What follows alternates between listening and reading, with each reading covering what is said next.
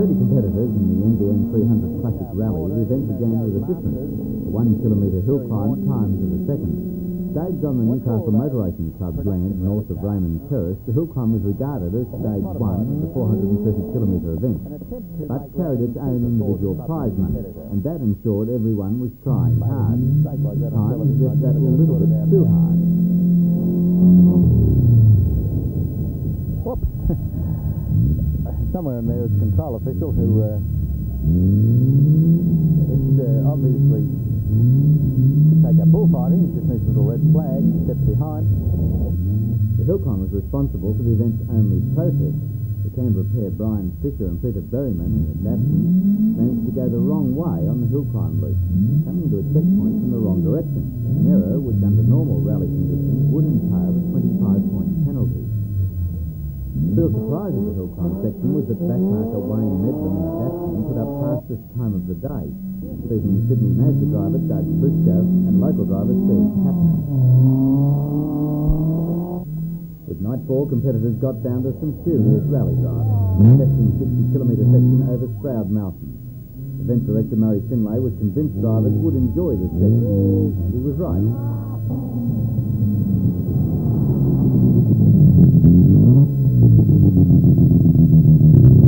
How was that? A little bit rough, a little bit of everything. Yeah, we had a good time. Quite a nice time over the mountain and got down the other side. Unfortunately, we were on the wrong road for a couple of minutes. I expect the other car right in behind us. It's very dusty. Oh, the last bit of it was very nice. Last bit of it made up for the rough bit anyway. Yeah, that way. Some, the stage meant top. Very cotton driving themselves down very odd angle. After an off-road excursion.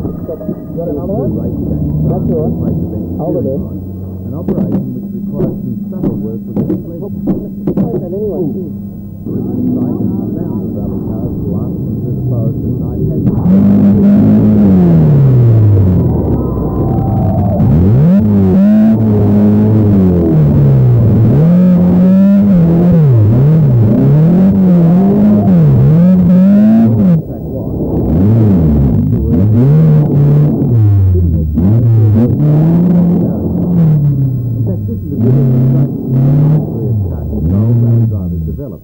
this instant response which keeps them out of trouble when something unexpected crops up. The result and the hearing of the protest are deep brambles.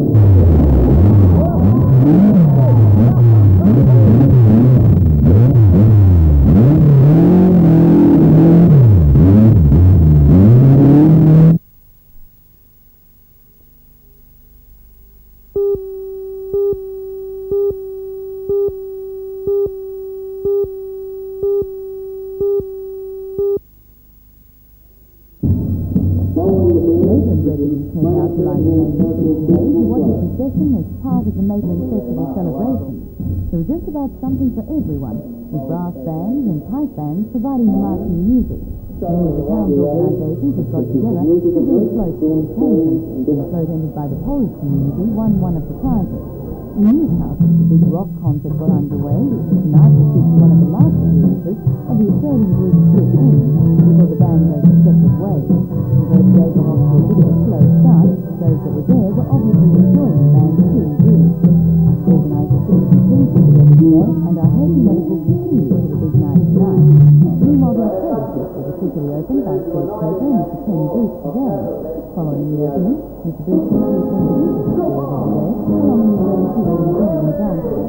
There was obviously plenty of beer to go around, which was disappearing rapidly, which could hold out when the October Fest continues tomorrow. And at Ford Meadow today, it was every child's wish come true, and Toy World staged a toy expo at the Police Boys Club. There were toys as far as the eye could see, and many parents were obviously being dragged along as children put in their final orders for Christmas.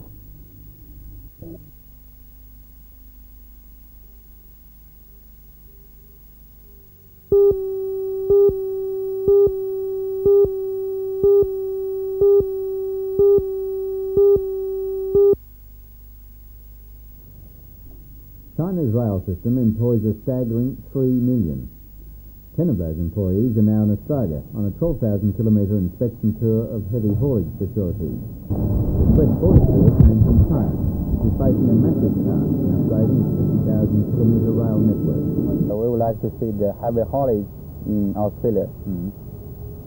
This is the main task now facing China to improve its heavy haulage system. 那么这是不是就是为了加强中国的重载运输？ Yes. China's rail system is being extended at the rate of 2,000 kilometres of conventional line and 1,000 kilometres of electrified line every year. However, the computerised rail control system the delegation inspected at Broadmeadow is the type of technology yet to come to China. The Chinese system still operates some 9,000 steam locomotives, but that doesn't inhibit its passenger carrying capacity. Some 1,100 million passengers travel by rail annually in China. The task now is to provide the infrastructure which will allow exploitation of China's vast natural resources.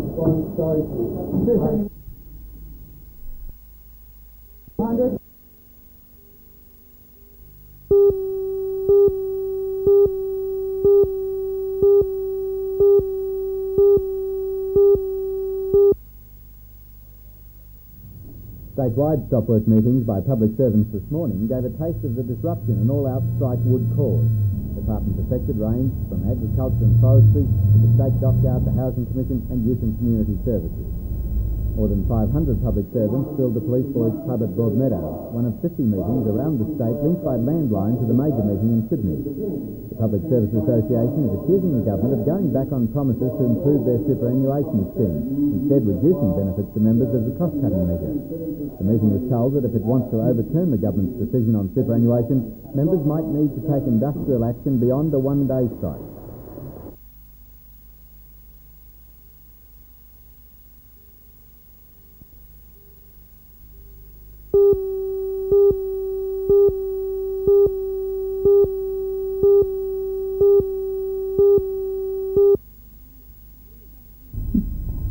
Valley Theatre Company ends its season of Australian plays on a cheerful note with the farce A Bed of Roses.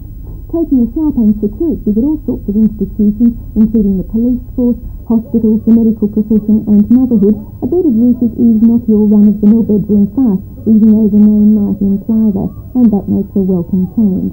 However, playwright Greg McCart still has quite a lot to learn about the tight structuring of a farce. I thought there were far too few surprises in the plot, which centres around the loss of a baby in a supermarket, and I thought that the result was signalled far too early on in the piece, and as well the whole thing needed a much more manic air. As well, I thought a lot of the visual gags were repeated too often, particularly where the moronic young sergeant was concerned. But despite these problems, there was still a lot in A Bed of Roses to please the audience, particularly in Valerie Bader's performance as a police sergeant who wants promotion and advancement at all costs. She had a lovely manic quality to her acting that gave this piece a very strong centre.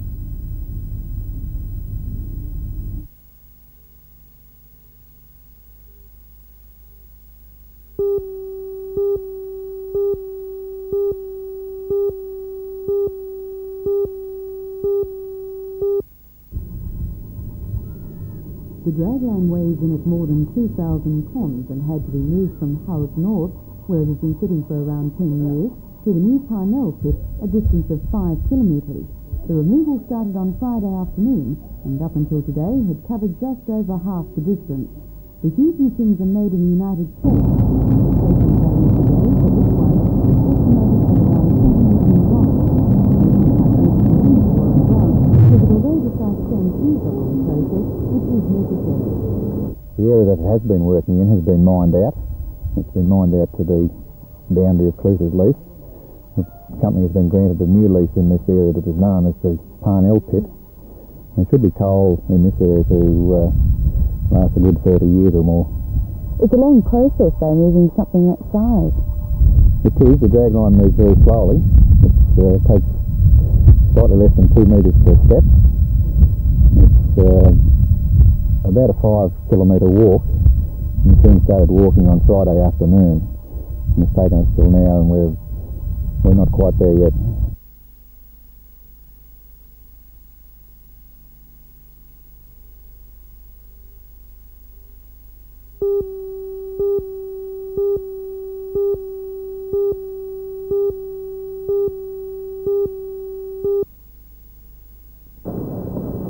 will be a posted hot summer days ideal for voting and the record market.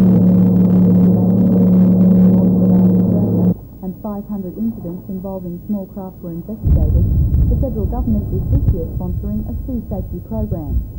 An estimated 1 million small craft will be in use around Australia's 20,000 kilometres of coastline this summer, and the federal government aims to reduce the number of boating mishaps and costly rescue operations required. Federal Transport Minister, Mr. Steve Morris, said the thrust of the sea safety program is to increase the safety awareness of small craft users and to encourage the boating industry to give safety greater priority.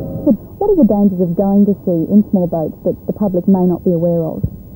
Whether the boat can handle the conditions in which it goes out, and if people are going out to sea, we want them first to make sure their boat isn't overloaded, make sure it isn't over-engaged, make sure that they've checked the weather, and make sure they've told someone where they're going. What do you expect the boating industry to do?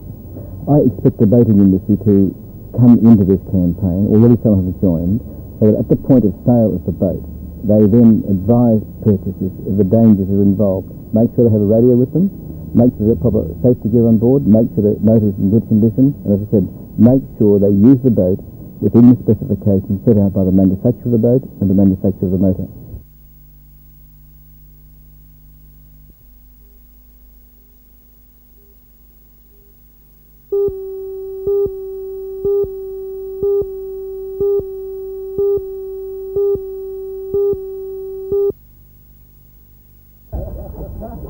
Mr. Brown arrived in Cessnock from Sydney this morning for an initial briefing by the federal members of the Hunter, Mr. Bob Brown, state member, Mr. Stan Neely, and Labor candidate in the next phase of elections, Mr. Eric Fitzgibbon. Mr. Brown was to discuss a number of issues during his visit, among them federal assistance for the continuing promotion of Hunter Valley wines in Japan, the inclusion of the region in the current media campaign being done by Paul Hogan, and assistance for wine growers to lessen the impact the 10% in sales taxes had on the wine industry. Although Mr. Brown agreed that his government did not keep the commitment it gave to the wine industry, he said they had been insulated up until now. The sales tax at 10% has been a contentious issue for some time, but I suppose when you compare that with the tax on spirits and soft drinks and beer, it's a very, very minor thing. And while the vignerons claim that it has had some deleterious effect on their sales at the vineyards, I think it's something that has been over-exaggerated. I don't really think it's as bad as people might have suggested. Although the minister explained the reasons behind the sales tax introduction, some members of the meeting were obviously not convinced. One representative said the tax had been described as a compulsory contribution to the Hawke Retirement Benefit Fund and forecast even greater rises over the next few years. The spokesman for the group, Mr. Reg Drayton, said, however, that on the whole he was very happy with the way moment, the meeting Anna. has I gone. think he's been giving us a very good hearing. He's listened to our problems and thoroughly, and hopefully he can do something about it for us. What about satisfaction as far as the wine tax is concerned? Well, of course, the wine tax has been something that's been imposed by his government, and therefore I dare say that he must stick up for the fact that it has been imposed. I don't honestly feel that the government has really seen the full ramifications of what they've done.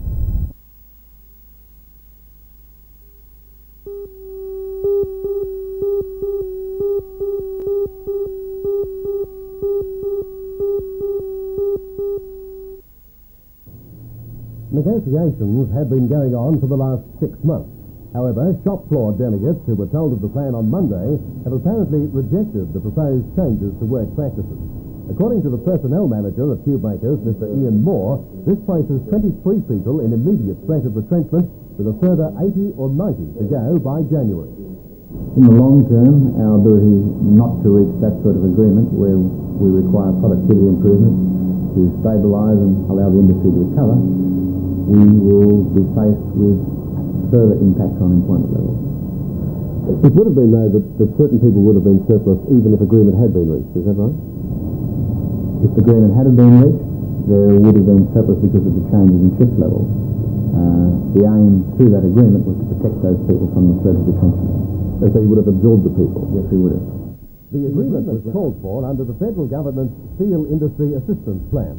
Tube Makers did get bounties, but was not fully covered because it hadn't negotiated a job security agreement. The latest development now leaves the company and the steel industry plan up in the air. Very little course left open for us to take in any positive way at this stage, except to advise the Steel Industry Authority that the negotiations have broken down. Then from there, the immediate impact will be that between 80 and 90 people are faced with a threat of retrenchment.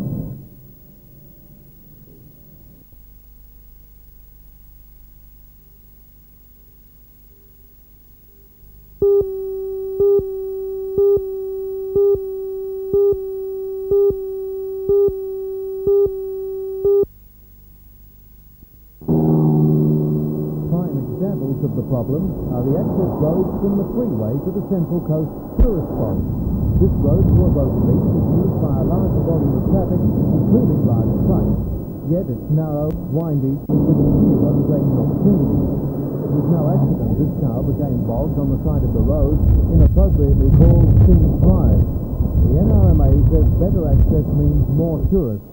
A 1% increase in tourist trade can mean 1,400 more full-time jobs and $35 million a year in revenue.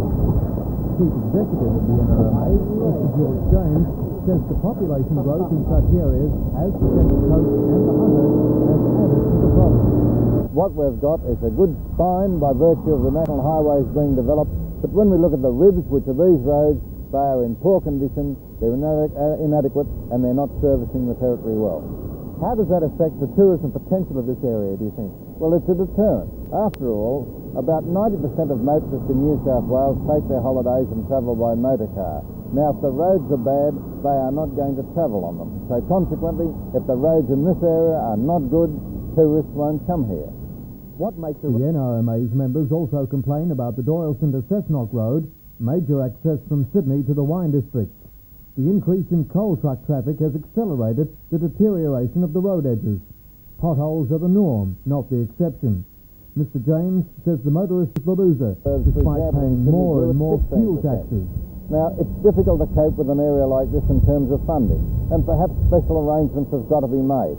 But let's not forget that the motorists in New South Wales are paying about $160 million in petrol tax, which is going into general revenue. And consequently, maybe some better allocation of money has got to be made for areas like this.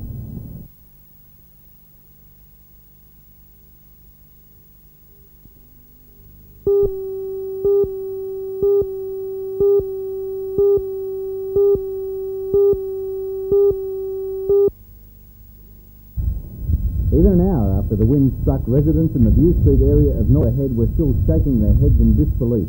It seemed inconceivable that so much damage could have been caused in less than a minute. The first building to be hit was an almost complete block of shops with a flat on top. Its entire roof structure was flung into the street like so much tinfoil. Gavin Farr, whose four-wheel drive vehicle was struck by flying brickwork, was inside the building when he heard the wind coming. No warning at all, mate. No, it was just a shriek of the wind, and then everything hit. A couple of seconds, it was all over. What did you do? Ran for cover as best I could. On the crest of the hill, the damage was even more severe. One brick house was actually shifted on its foundations. Tiles were stripped from roofs, windows punched in by the wind. This two-storey weatherboard house was totally destroyed. Its back walls punched out as if it had been hit by a bomb. 2 doors away, a solid concrete block weekender was laid flat. Looking at the damage that's been caused, the most amazing thing is that there were no serious injuries, or that no one was killed. In fact, there was only one small cut requiring 2 stitches. In this house that literally exploded when the wind hit, there were 2 people, both of them flung in. Emergency services personnel and volunteers have joined luckless homeowners in a bid to prevent driving rain causing further damage. Gavin Adamson's house had just been completed. Now he says he'll have to start again. He described the experience as something going to happen. Oh, like I said, the roof off the big place, it was over the top of the line. So I just laid under my steel gate, that's all I got. Me and my dog. That's all I got there.